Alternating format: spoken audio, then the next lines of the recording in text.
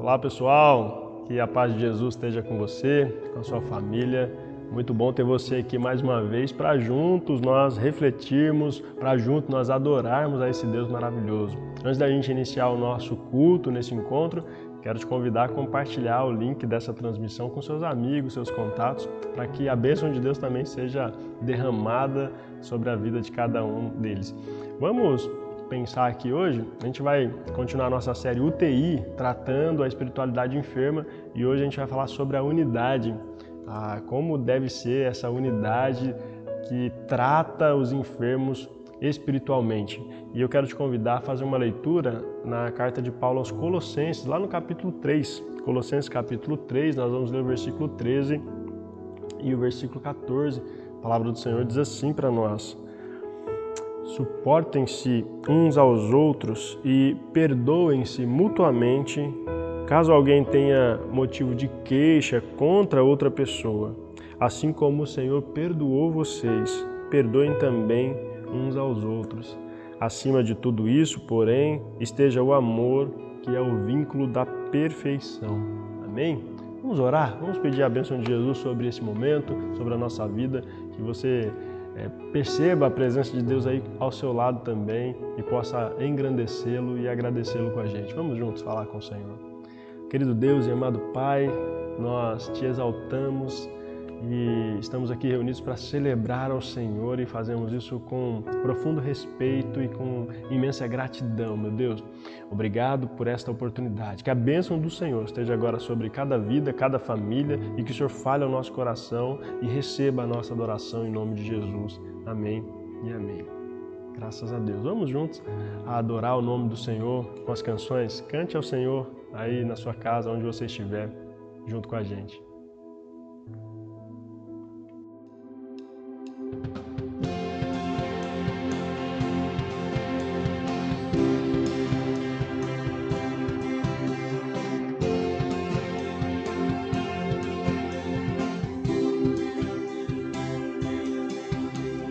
Nada nos separará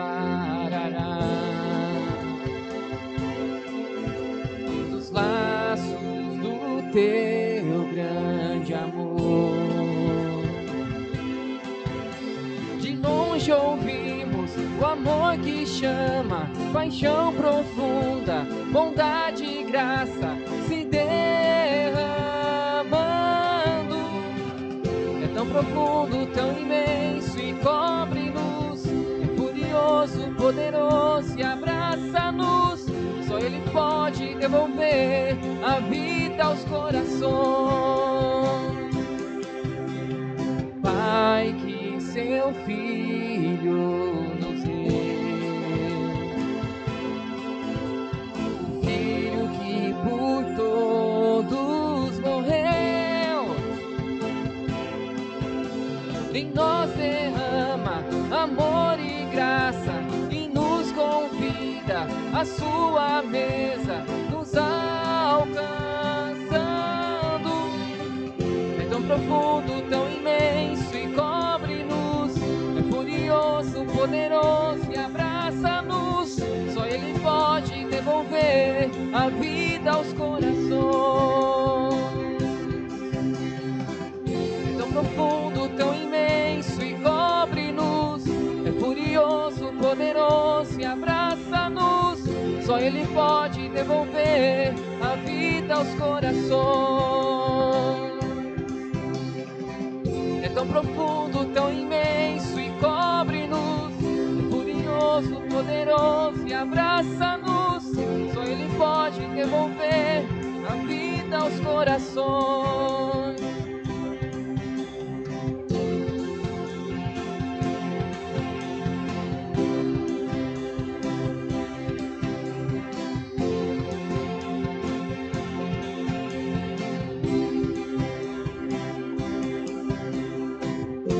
Profundo, tão imenso, cobre-nos, é furioso, poderoso, abraça-nos.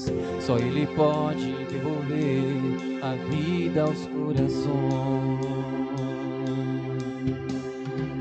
É tão profundo, é tão imenso e cobre-nos, é furioso, poderoso, poderoso e abraça-nos. Só Ele pode devolver a vida aos corações.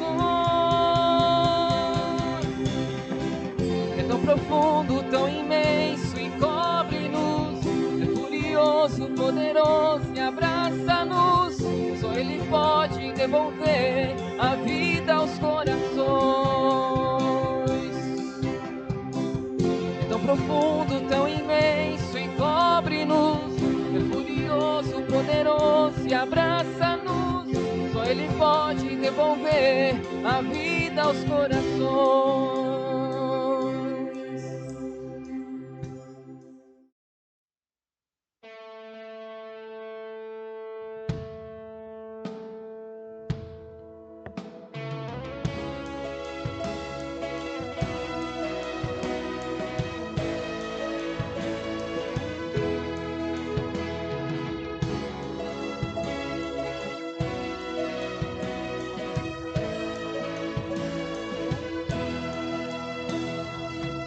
Antes eu falar, tu cantava sobre mim. Tu tens sido tão, tão bom pra mim. Antes eu respirar, sopraste tua vida em mim. Tu tens sido tão, tão bom pra mim. Oh, impressionante, infinito, ousado amor de Deus. Oh, deixa as 99 só pra me comprar. Não posso comprá-lo, nem merecê-lo. Mesmo assim se entregou. Oh, impressionante, infinito, ousado amor de Deus.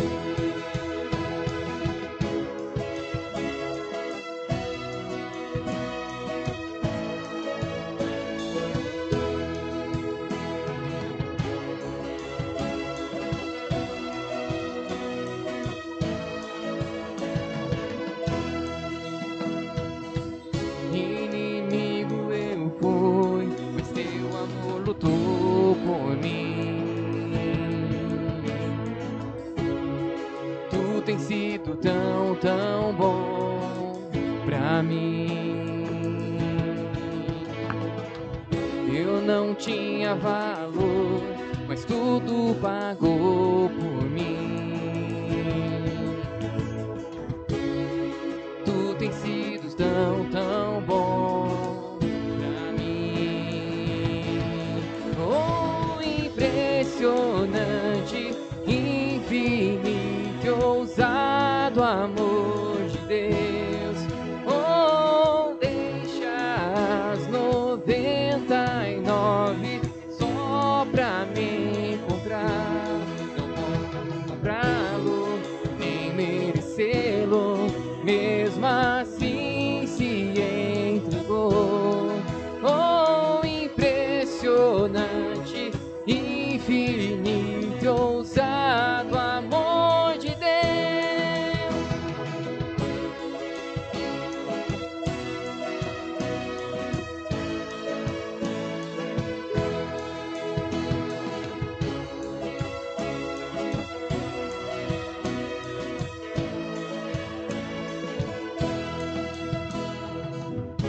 Traz luz para as sombras, escala as montanhas pra me encontrar.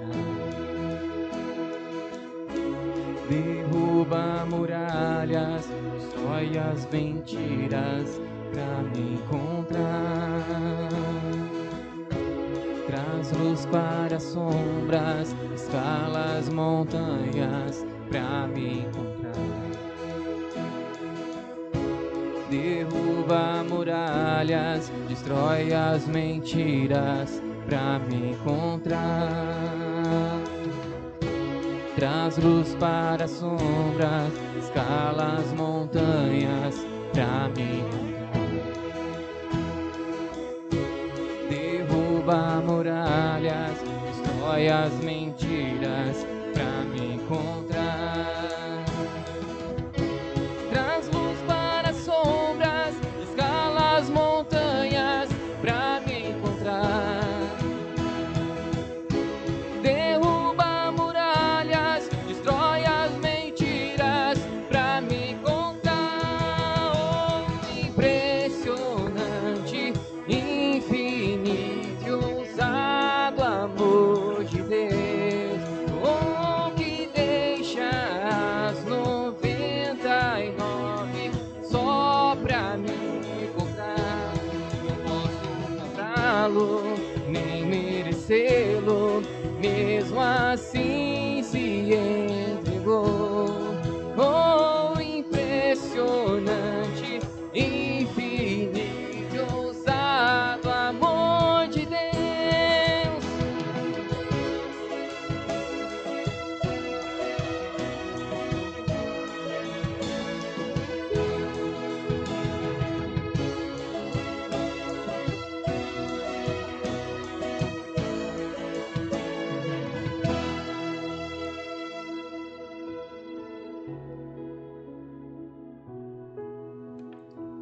Amém. Glória a Deus. Glória a Deus por este amor tão grandioso que nos alcançou pela sua graça e pelo seu sacrifício.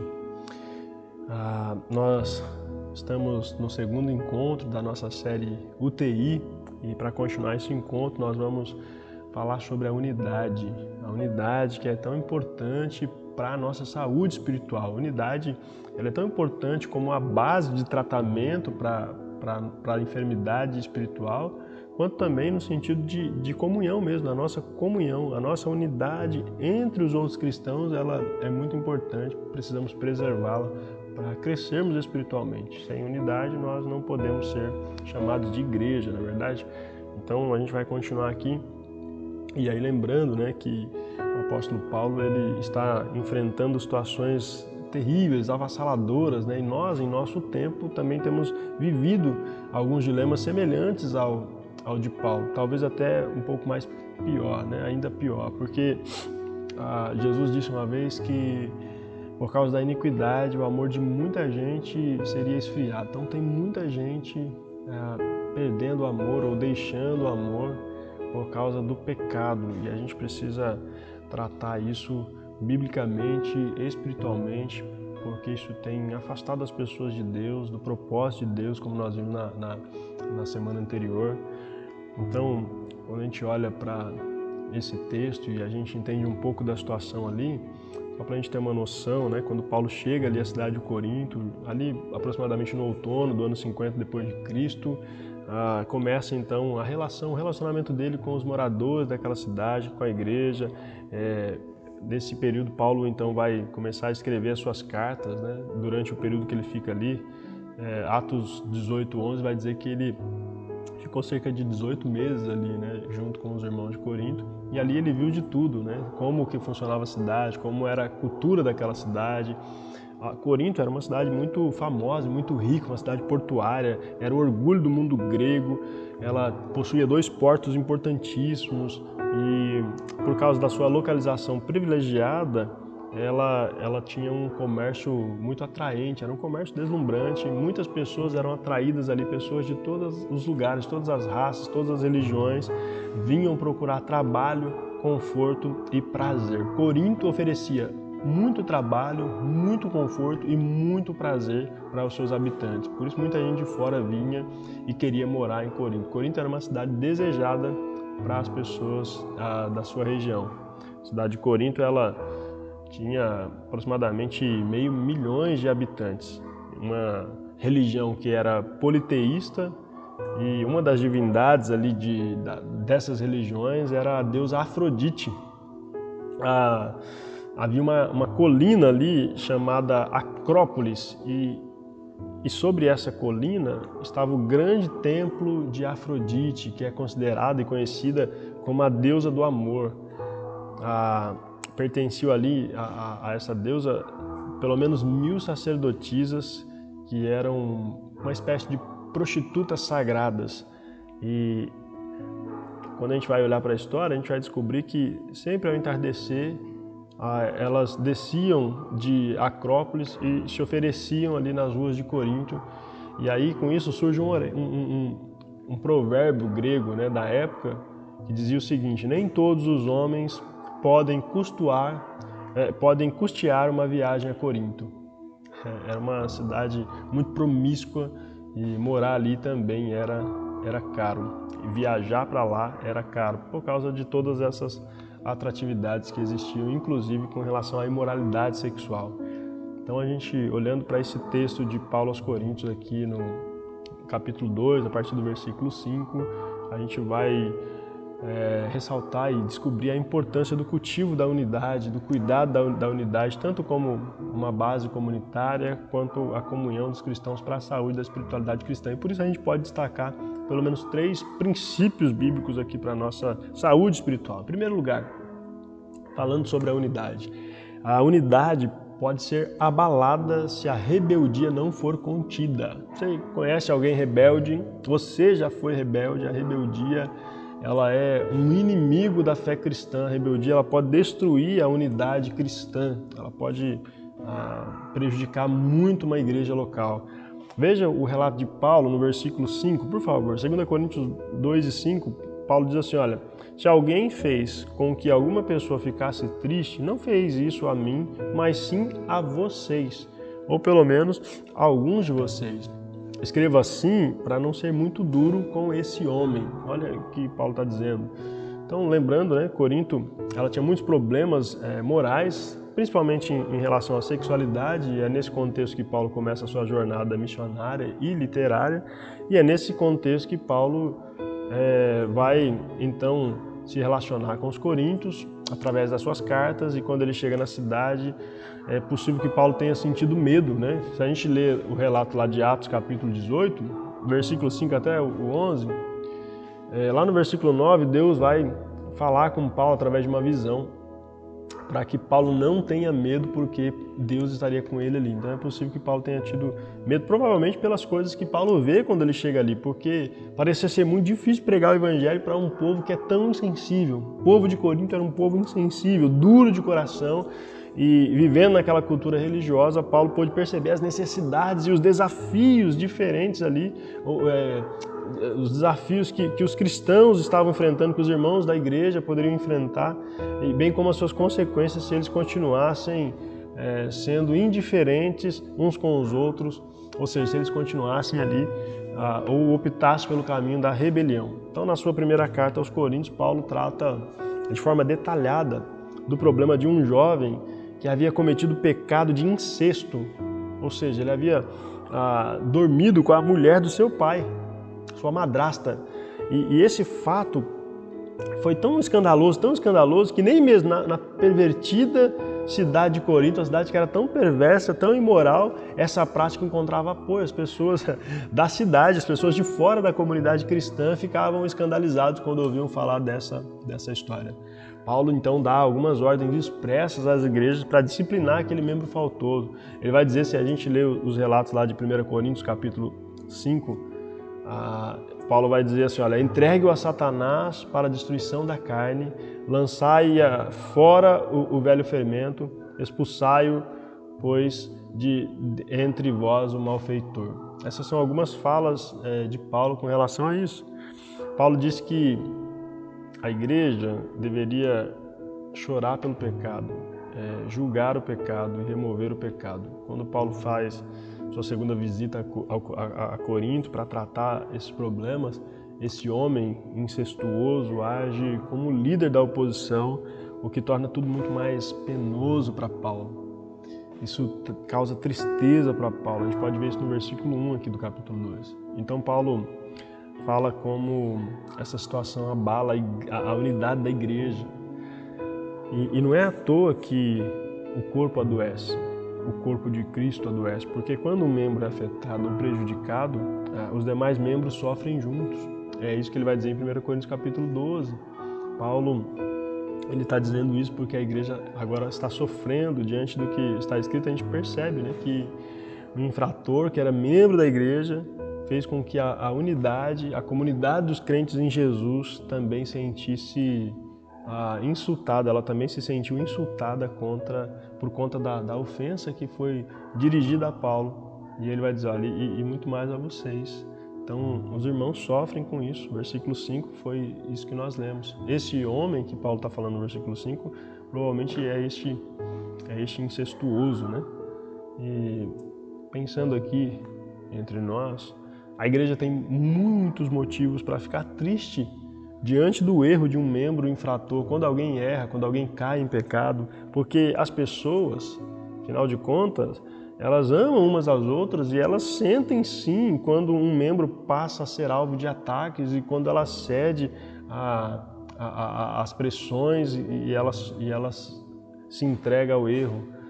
Mas a gente precisa parar e pensar e a gente precisa ter muita cautela, muito cuidado para resolver esses problemas, para que a unidade não seja abalada ou para que ela seja o mínimo possível abalada e ela não venha perder pessoas por conta do erro de outras pessoas em seu meio. Então a narrativa dessa história, ela mostra para a gente que os insultos daquele homem afetaram não somente a Paulo, mas toda a congregação. A tristeza de Paulo atinge todos os crentes daquela comunidade. O pecado realmente deprime a igreja, realmente afeta a igreja espiritualmente. A igreja sofre por causa do pecado de outra pessoa, principalmente quando esse pecado não é tratado. O pecado tira a alegria e a força da igreja. O pecado afasta a presença de Deus da igreja e a torna frágil e vulnerável diante do inimigo, diante dos ataques de Satanás. Os membros da igreja sofrem por conta do pecado moral daquele membro que causa tristeza a eles. E a prova disso está justamente nesse diálogo que o apóstolo faz. Ele não fez apenas a mim, diz o versículo 5. Por isso é preciso e é importante conter a rebeldia, porque, afinal de contas, os efeitos negativos do pecado ainda podem ser sentidos em uma comunidade por muito tempo após ele ser praticado. Mas graças a Deus, que nos dá a vitória por meio de Jesus Cristo, nosso Salvador, porque mesmo quando nós somos insultados, feridos, maltratados e injuriados, nós somos fortalecidos pela bondade do nosso Senhor, do nosso Salvador. Deus nos consola, Deus nos fortalece, Deus nos ampara e nos dá direcionamento para como lidar com essa situação. Isso nos leva ao segundo princípio. O segundo princípio sobre a unidade é que a unidade pode ser fortalecida se a disciplina for aplicada diante de uma dificuldade, diante de um pecado, no meio do povo de Deus, o que pode acontecer por causa de uma fraqueza em nossa humanidade. É importante a aplicação de uma disciplina, é importante que essa pessoa seja afastada, em alguns casos até mesmo da comunhão, para que ele seja tratado também espiritualmente e para que a igreja seja tratada espiritualmente e possa então receber força espiritual para continuar a sua jornada. Veja o que diz no versículo 6, Paulo vai dizer, 2 Coríntios 2,6, a maioria de vocês se opôs a ele e isso já foi castigo suficiente. Olha só o que Paulo está falando. Então, de acordo com os relatos bíblicos, esse membro é realmente o mesmo que está citado aqui em 1 Coríntios capítulo 5, lá do 1 ao 5. É o Hernandes Dias Lopes quem o identifica como o homem incestuoso, né? E o homem que lidera a oposição a Paulo quando Paulo vai visitar a cidade, a comunidade ali pela segunda vez. Porém agora, já em um outro momento de tempo, Paulo exige que esse membro infrator ele seja disciplinado pela igreja. Na verdade, quando a gente olha para esse texto, a gente vai ver que essa disciplina ela foi importante, né? Nesse momento, Paulo vai dizer isso, mostrando a importância daquela disciplina. E aí, nesse texto que nós lemos, ele vai dizer que a maioria das pessoas se afastou dele e isso foi um castigo suficiente ou uma disciplina importante para isso. Então, todas as vezes que houver um problema, especialmente de ordem moral, é importante que haja esse afastamento, é importante que haja essa disciplina. Quando a gente vai olhar para o contexto aqui desse texto, nós então podemos ter o conhecimento da medida que a igreja adota para tratar esse ofensor, a fim de que ele, de fato, possa a cumprir a disciplina e viesse a ser readmitido na igreja. Isso se deu porque a maioria da congregação satisfaz ao pedido de Paulo e a disciplina desse membro infrator. Veja, eu queria ver com você o que é que Paulo fala para essa igreja. Lá em 1 Coríntios 5:11, Paulo vai escrever na sua primeira carta para a igreja de Corinto o seguinte, ela diz assim, ó, vocês não devem se associar a alguém que afirma ser irmão, mas vive em imoralidade sexual. Aí ele vai continuar na lista de outros erros, né? Ou é avarento, ou adora ídolos, ou insulta as pessoas, ou é bêbado, ou explora os outros. Nem ao menos comam com gente assim. O que Paulo está dizendo? Paulo está dizendo que existe, e aqui ele dá uma lista de pecados, existem alguns erros, alguns pecados, que a pessoa precisa ser afastada, inclusive da comunhão, inclusive da participação da ceia do Senhor. Paulo está dizendo assim, olha, vocês não devem nem comer com ele, mas vocês devem se afastar, vocês não devem se associar com alguém que se afirma ser crente. Ele não está dizendo isso, e é importante a gente fazer essa ressalva, ele não está dizendo isso com relação aos não crentes, aos não cristãos. Porque o que se espera de quem é ímpio, de quem vive distante de Deus, são coisas como essas. Mas quem se diz irmão, Paulo está dizendo, aquele que se diz santo, aquele que se diz crente, ele precisa ter uma postura de crente, ele não pode viver sexualmente imoral, ele não pode se envolver dessa forma, ele não pode ser avarento, ele não pode adorar ídolos, enfim, esses pecados que Paulo vai citar. Então, nesse sentido, ele precisa ficar afastado da comunidade para que ele receba o tratamento espiritual, ele precisa ficar afastado de algumas funções e a igreja precisa saber tratar ele, né? Então, ele se afasta não é que a gente vai proibir essa pessoa de participar dos cultos, das cerimônias públicas, mas ele não pode, por exemplo, ou não deveria participar das refeições, nesse caso aqui, da ceia do Senhor, porque Paulo vai dizer que quem come e bebe indignamente o corpo de Cristo e o sangue de Cristo, come e bebe para sua própria condenação. Então isso é muito sério. Paulo também estava pensando no bem dele. Então o pecado, ele precisa ser confrontado sempre, sempre. A gente não pode ter medo de confrontar o pecado. E o faltoso precisa ser disciplinado. Precisa haver essa disciplina. Por quê? Qual é o propósito de uma disciplina eclesiástica? A disciplina é justamente para tratar a pessoa, para que ela possa voltar, né? A disciplina ela é uma punição, por assim dizer, que traz cura. Ela é para o bem do faltoso. Enfim, a disciplina é um remédio amargo que traz alívio para a igreja e restauração para o faltoso, além de fortalecer a unidade. A gente falou sobre esse remédio amargo, que foi como Paulo repreendeu a própria igreja por algumas posturas que ela também estava se envolvendo. Mas nesse caso aqui, sobre este irmão, ele precisava se afastar e a igreja precisava se afastar dele por um tempo para que ele pudesse então receber, até que se arrependesse e voltasse. Ele precisaria se arrepender.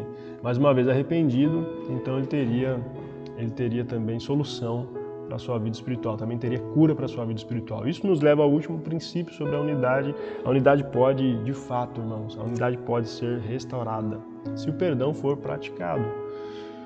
Talvez você lide com algumas pessoas que tenham lhe feito mal ou que tenham causado mal-estar para a própria comunidade, para a própria igreja local onde você participa, e talvez você ainda tenha mágoa no seu coração, talvez você tenha ficado tão triste que você não consegue ainda se relacionar com essa pessoa. Mas o que a palavra de Deus diz para nós a esse respeito?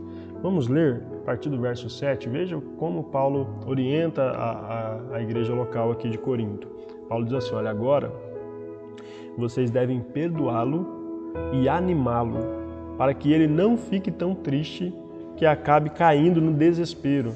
Por isso, peço que façam com que ele tenha a certeza de que vocês o amam. E foi por isso também que escrevi aquela carta. Eu queria pôr vocês à prova e saber se estão sempre prontos a obedecer aos meus ensinos. Quando vocês perdoam alguém, eu também perdoo. Porque quando eu perdoo, se é que de fato tem alguma coisa a perdoar, faço isso por causa de vocês, na presença de Cristo, a fim de que Satanás não se aproveite de nós, pois conhecemos bem os planos dele. Bom, Paulo aqui está exortando aos membros da igreja para que voltem e recebam esse irmão e o perdoem de coração, o perdoem com sinceridade. Como nós lemos no início, né? Paulo havia escrito aos Colossenses que se a gente tiver falta ou tiver queixa de alguém, por alguma razão, a gente deve perdoá-lo como Cristo nos perdoou. Como Cristo nos perdoou. Então, a gente precisa pensar nisso. Cristo, ele nos perdoa de uma forma completa. Ele não fica mais jogando na cara, não fica mais lembrando o que a gente fez para ele, né, os nossos pecados, mas ele nos perdoa, ele apaga os nossos pecados, a Bíblia. Então, a gente sabe que para ofensa existe uma punição, e isso é justo, né? Porque os riscos envolvidos de cada escolha, elas podem, de fato, produzir os seus efeitos, as suas consequências, né? E isso pode ser bom ou mal, mas assim, para cada erro, de fato, precisa haver a sua paga, e no caso a disciplina é o preço que se paga por cometer um erro, por cometer um pecado. Mas nós louvamos a Deus porque através de Cristo Jesus o ofensor pode ser perdoado, ou seja, existe perdão para ele em Jesus Cristo. É claro que para o ofendido existe cura também, existe cuidados de Deus através do Espírito Santo que restaura em nós o amor fraternal, o amor cristão. Paulo está mencionando a Cristo aqui e ele age como representante de Jesus Cristo aqui também. E embora não seja fácil tolerar aqueles que fazem mal, que causam mal, nós aprendemos, irmãos, que através das atitudes amorosas de Jesus, que as pessoas precisam ser amadas apesar dos seus pecados. Elas precisam ser perdoadas e reintegradas ao ciclo de amigos, ao ciclo de irmãos. Elas precisam fazer parte novamente da unidade, da igreja cristã.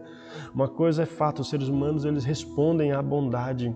Quando nós somos bondosos, eles também param e refletem. A gente precisa parar e pensar nisso, a gente precisa viver o Evangelho com ações, com uma postura de amor uns pelos outros, com medidas de compaixão, com uma mensagem bíblica. A gente precisa fazer isso porque nós fomos transformados pelo Senhor, nós fomos perdoados pelo Senhor. Se de fato fomos perdoados, então nós temos perdão para conceder, perdão para oferecer.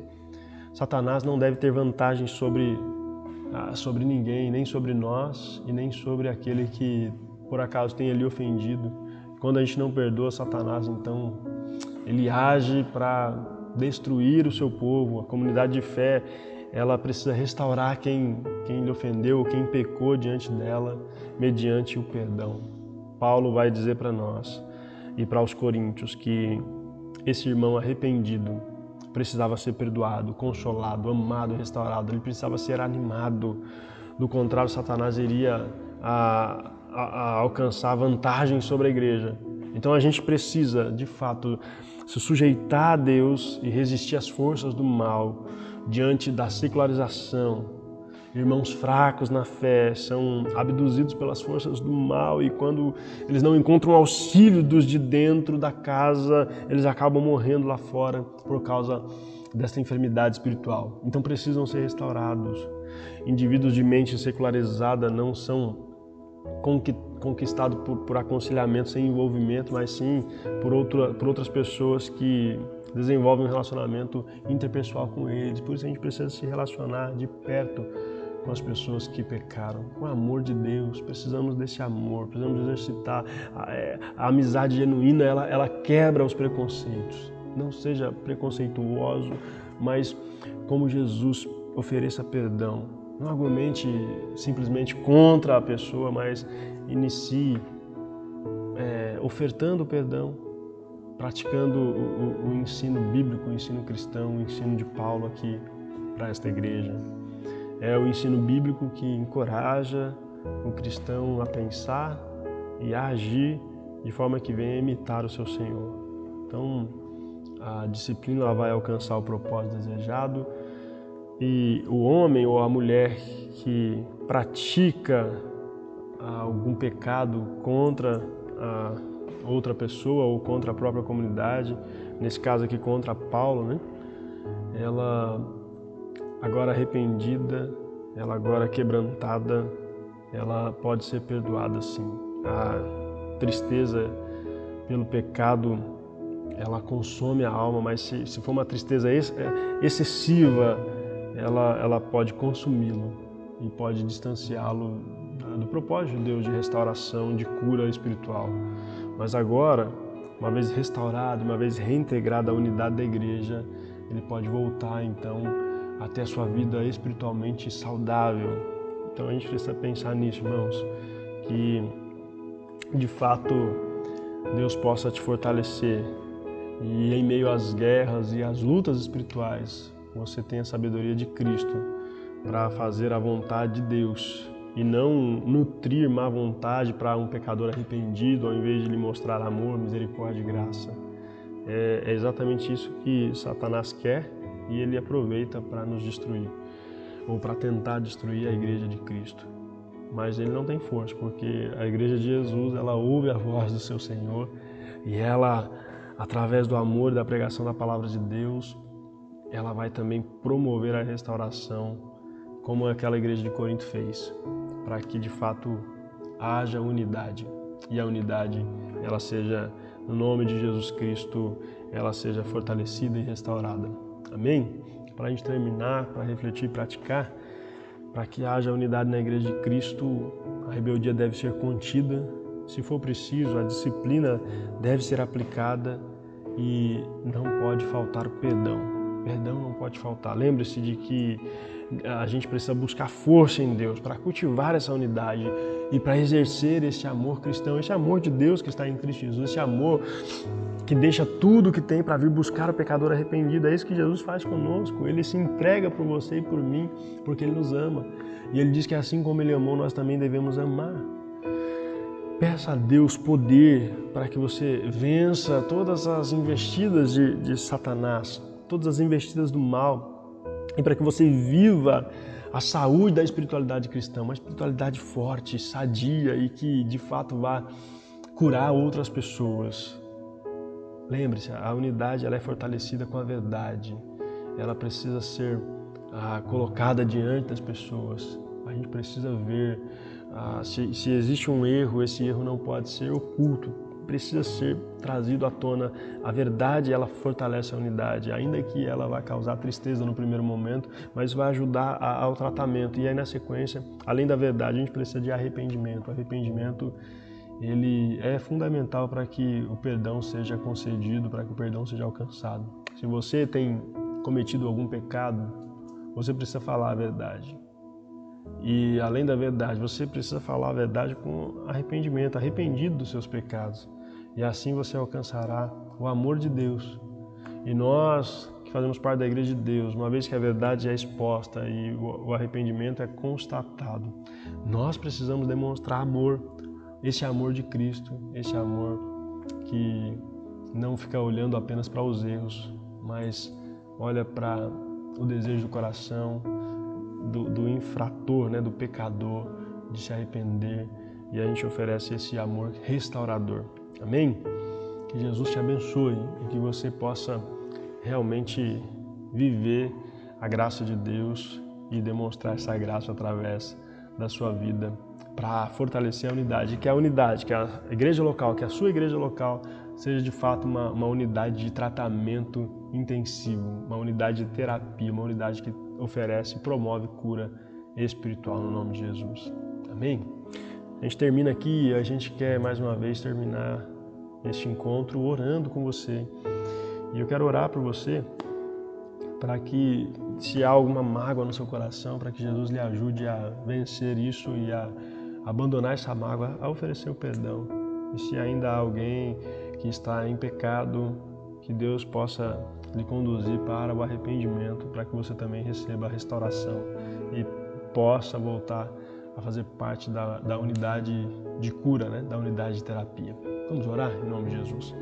Santo Deus e amado Pai, é no nome de Jesus Cristo, aquele que se doou por amor para trazer cura, para trazer saúde aos enfermos. É em seu nome, Jesus, que nós oramos agora por cada pessoa que está nos ouvindo, que está adorando ao Senhor com a gente. Senhor, se há alguém com o coração ferido, magoado, Senhor, triste por causa de um pecado, de uma ofensa que lhe tenham feito contra si ou contra a sua comunidade local, eu peço ao Senhor que lhe dê a direção, Pai, para que essa pessoa possa realmente olhar para Jesus e, a exemplo de Jesus, possa oferecer o perdão e não sofrer mais por causa disso. Oro também, Senhor, caso haja alguém que esteja em pecado, na prática, vivendo na prática do pecado, seja ele de ordem sexual ou de outra natureza, mas que de alguma forma tem ferido também a unidade ou alguém. Senhor, Tu és poderoso para conduzi-lo à verdade, ao arrependimento. Que em arrependimento, Senhor, possa alcançar o Teu amor restaurador e tenha saúde e possa também promover essa saúde a outras pessoas que assim possam estar. Pai, em nome de Jesus nós oramos, agradecidos a Ti por essa oportunidade. Amém e amém. Graças a Deus. Quero lembrar você que você pode continuar contribuindo financeiramente para que essa unidade local continue promovendo cura espiritual através da pregação do Evangelho. Então, continue sendo fiel, ofertando e dizimando, e eu tenho certeza que Deus vai continuar lhe abençoando.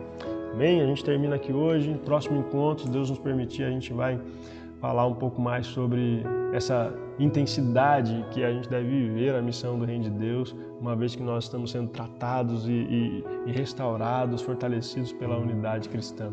Que Jesus te abençoe e até o próximo encontro, em nome de Jesus.